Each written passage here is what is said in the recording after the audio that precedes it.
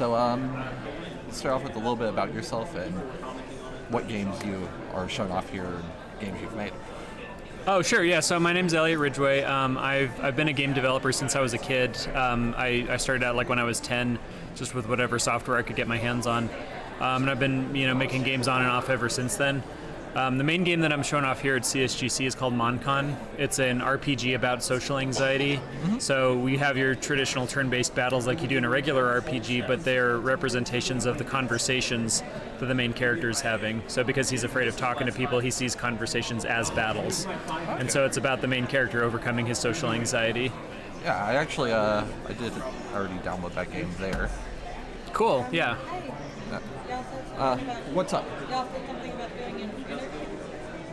Yes, it'll be in a little bit. I'm doing one with him real fast, and then I'll come get you, okay? Yeah, I do apologize. I'm doing interviews with a lot of people here. I'm actually that's okay. A little bit everyone. Is this live, or are you going to edit this? This is actually live right now. Oh, okay. I follow the motto, fuck it, I'm doing it live. Crazy convention atmosphere. I kind of feel like there's some sort of realness to the kind of the jank that comes with a live broadcast, especially something like this. Mm-hmm. So, as far as MonCon goes, what was the inspiration behind that? Other than, I mean, it seems pretty self-explanatory. But So I go to a lot of conventions, and I forgot to mention earlier, the game takes place at a convention, so lots of people to talk to, lots of opportunities for social anxiety. I go to a lot of conventions, and so that was partially the inspiration. One day it occurred to me that I've never seen an RPG that takes place at a convention, and I thought that would be a cool premise for a game. And then after I was working on it for a few months, the social anxiety aspect kind of occurred to me later on. I was like, oh, it'd be really cool if instead of having literal battles with other people at the convention, it was all in his head, like he's afraid of talking to people. So that kind of like made everything gel once I got that part of it in there. All right. What exactly made you get into game design in the first place? You said you've been in game dev since you were a kid. So I learned at a very young age that there was a job called game tester. And I thought, as a kid, oh, well, that means that I just get to sit around and play video games all day. And I told my mom about this. I was so excited that this job of game tester exists. And she said, no, you don't want to do that because, those people don't make very much money. So I'm like, oh, okay, well, if I can't play games all day, maybe I'll just make video games.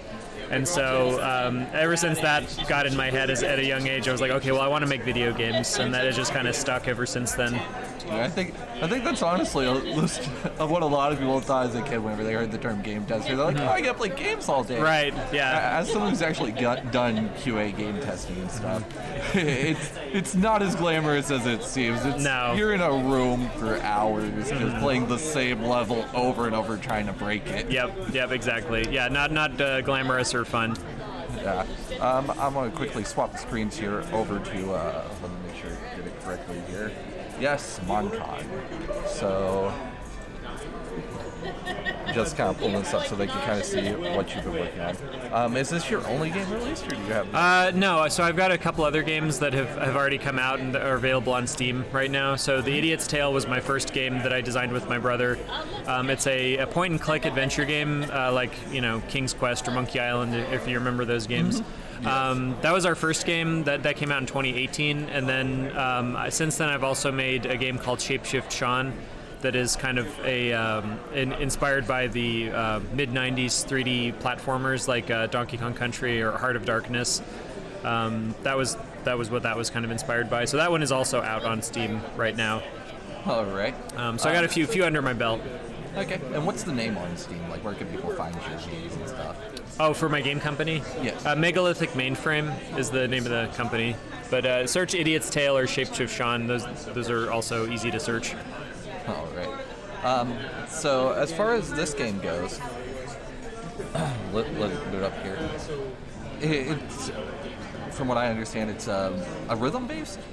Yeah, so I wanted the battles. I hate regular traditional RPG battles, but like I like games that put a twist on it.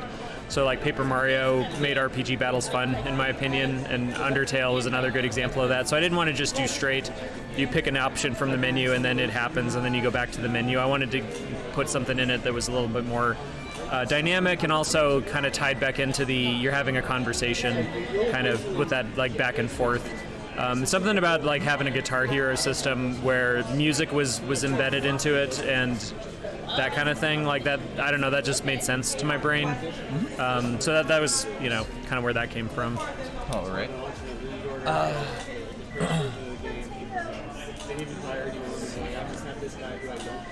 So the game actually looks pushed up.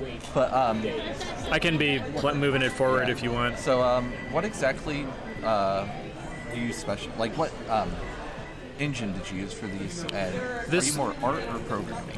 This was made in Game Maker Studio, and professionally, I should say, I'm more of a programmer.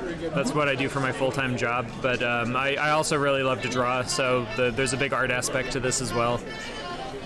But yeah, like, I'm a one-man indie team, so you kind of have to either do it yourself or hire somebody else to help you out.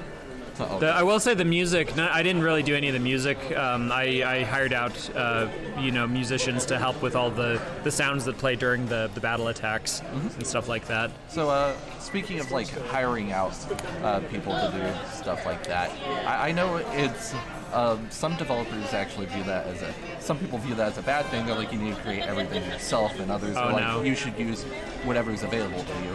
What's your opinion on that topic? Just whatever you're comfortable doing. Like, if you're not good with art, feel free to hire an artist or go find free art assets. Like, the main thing at the end of the day is that you get your game done, and I feel like as long as it's legal and ethical, like, do whatever you need to do to get it done. Okay. So, as far as the art assets in here, you did all this?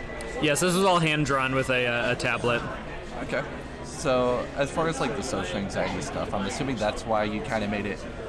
The monsters kind of seem like they have a bit of a darker theme to them and everything. Yeah, the idea is that if you could just move him around. The monsters are how he sees people before he gets to know them, so that battle is meant to represent like that initial conversation you have with somebody where you're not too sure about them yet and you're trying to figure them out.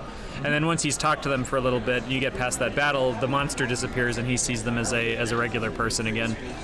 Okay. That's actually a really good game. There's not a whole lot of games that even target the social anxiety aspect. Some games kind of hint at it in the storyline, but they don't really make that into an actual feature. I wanted it to be embedded in the game loop. I didn't want it to just be tacked on as a theme. I wanted it to actually be part of how you play the game. So, yeah. All right. I have actually played a little bit of this off stream earlier. I do feel like... same thing with a lot of people here. You all have a really good fundamental understanding of the gameplay. And I actually find that really impressive. I keep losing my train of thought. No, you're good. I'm sorry. We're doing it live. Yeah. But as far as this, are you still working on this? Is this a completed project? So there's a free demo out on Steam right now that is the first chapter and a half of the game, basically. But I'm still working on it. I've been making big strides towards finishing this lately, and I'm currently targeting early next year is probably when it's going to be completely finished. But if people want to support this, the best thing you can do is just go wishlist it on Steam and follow me on social media. All right, and where can they follow you at? I'm actually going to put it here in my chat. Megalithic Mainframe was already taken for a lot of the social media platforms, but I am on everything. If you search for Megalithic Mainframe on YouTube, Facebook, Twitter, Instagram, the actual handle is different from platform to platform, but if you just search Megalithic Mainframe, you should find it. Oh, right. Yeah, I can put it in there if you want, or... Yeah, I've already dropped it into the chat. Yeah, just making sure you got spelled right. Yeah, I just copied the spelling off your banner over there. That works. Being resourceful. I'll pick that up in a sec. But as far as calling it MonCon, what was the inspiration behind the name? I wanted something that was catchy and easy to say. For the longest time, this game was called Conquest, which was, okay. I was just one day I was just thinking about popular franchises, and then I was thinking about Pokemon and Digimon for some reason, and I thought, oh well, they stuck Mon at the end of that. Maybe I could put Mon in my title, and then I swapped it so Con was at the end and Mon was at the beginning, and then it was just one of those light bulb moments where oh yeah, this is what it needs to be called. And then after I got MonCon, then that just stuck. All right. So, as an indie developer, you constantly have to separate yourself and kind of come up with your own unique thing. Mm-hmm. What would you say is the most unique thing about the stuff you created? Most unique? Well, I definitely didn't want to do pixel art for this game because I feel like there's already a lot of pixel art indie games out there, so I wanted to try to make myself stand out with hand-drawn art. I also wanted to do a constantly shifting color palette, so each time you go into a room, the colors are going to be shifted around in a different direction. It'll either be monochrome or look like a Game Boy game, or it'll just be completely random to so every room has got a different vibe to it almost. So that was another thing I did to try to make it just kind of unique and stand out. Okay.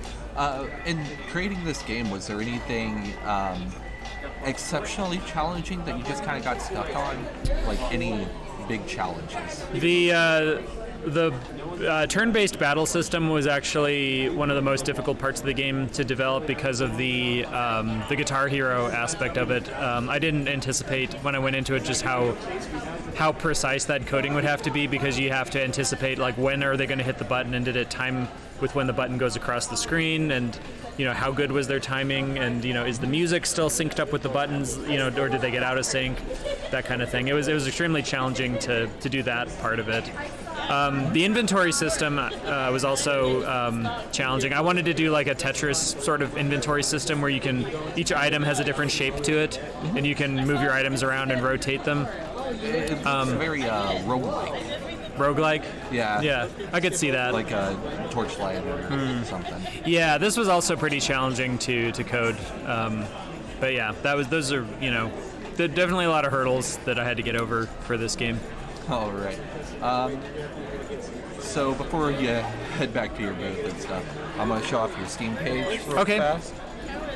Just pull up Steam if you want to go ahead and, since you're close, and get to your page here, just so people can kind of get where you want. And whenever I edit this down later, I will be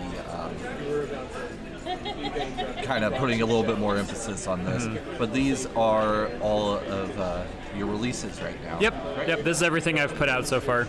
All right. Do you have any, before you head out, do you have any advice for anyone who's wanting to get into game design? What kind of do they need education or anything like that? Or as far as the idea behind when you're going to create your first game? I would say just get started and try to move forward as much as you can. It's really tempting to get into analysis paralysis about your game. Just try to get it as, think about the idea a lot before you actually get started. You don't want to get stuck there. It seems like I know a lot of people who do get stuck there, and I would just say, try to push yourself to actually start making the game. If you're stuck in the idea phase, or if there's some mechanic that you're stuck on, try to move past that and move on to the next thing. Just keep moving forward. All right. Well, thank you for doing this interview. Yeah, my pleasure. Welcome. You have a great day. Thanks. Yeah, you too. I'll probably catch up with you later. Yeah.